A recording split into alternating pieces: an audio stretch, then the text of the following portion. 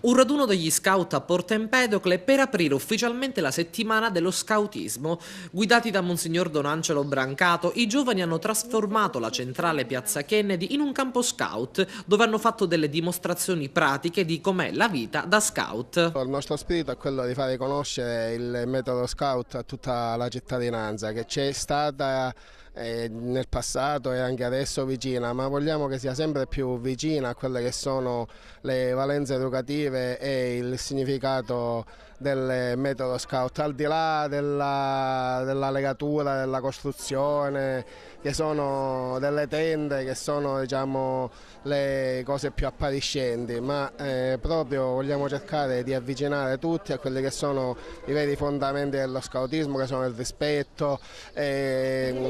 la ricerca di Dio attraverso la natura e attraverso i sentimenti profondi e valori profondi da portare alle nuove generazioni, e sappiamo che a Porto Empedocle ce n'è molto di bisogno.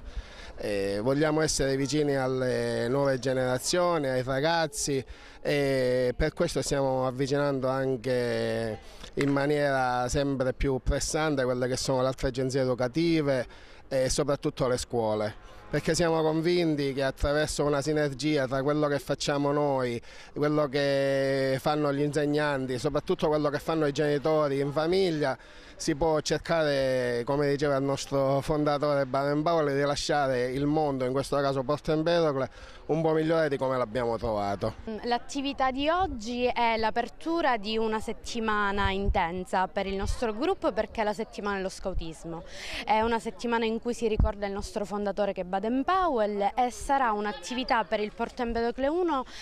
sarà una settimana per il Porto Empedocle 1 piena di attività. Oggi è la giornata che apre questa settimana e quindi questa serie di eventi,